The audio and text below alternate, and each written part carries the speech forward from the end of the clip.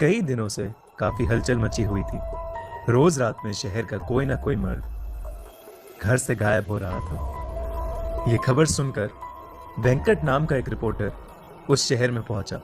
शाम के कुछ 6 ही बजे होंगे, पर शहर के लोग जल्दी जल्दी अपनी दुकानें बंद करके घर लौट रहे थे। वेंकट ने देखा कि हर घर के बाहर कन्नड़ा में नालेबा यानी कल आना ऐसा लिखा है। उसने वहां एक पुजारी को रोक के पूछा कि शहर में ये सब क्या हो रहा है। उस पुजारी ने उसे बताया कि शहर में एक लाल साड़ी वाली चुड़ैल घूम रही है।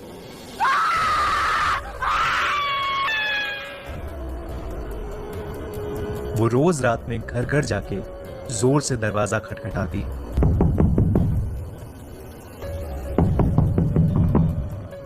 और घर के अंदर जो भी मर्द है उसका नाम पुकारती है। कोई भी आदमी उसकी आवाज को नजरअंदाज नहीं कर पाता और दरवाजा खोल देता है।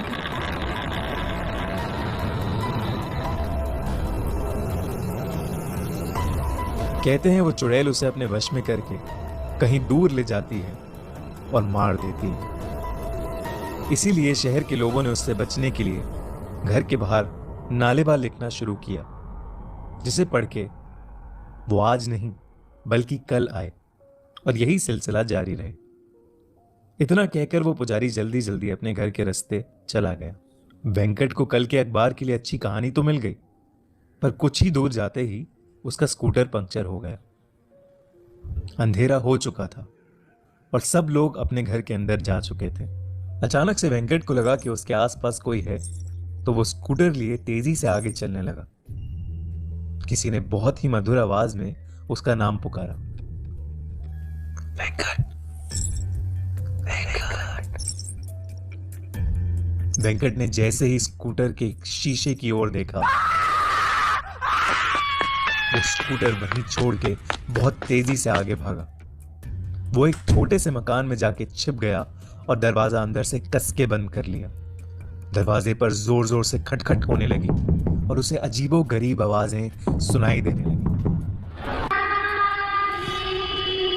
वेंकट बुरी तरह डरा हुआ था। कुछ देर बाद जब सारी आवाजें शांत हुई तो उसने बहुत हिम्मत करके दरवाजा खोला।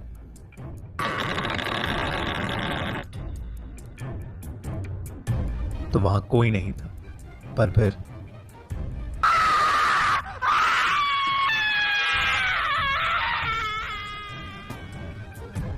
सुबह हुई तो वेंकट उसी घर में बेहोशी की हालत में पड़ा मिला। वो दिन था और आज का दिन है। वेंकट को कभी समझ नहीं आया कि उस रात उसके साथ क्या हुआ। शहर के लोगों ने कहा कि वो शहर का नहीं है, शायद इसीलिए बच गया। कुछ महीनों बाद उस चुड़ैल का कोई किस्सा सुनने में नहीं आया।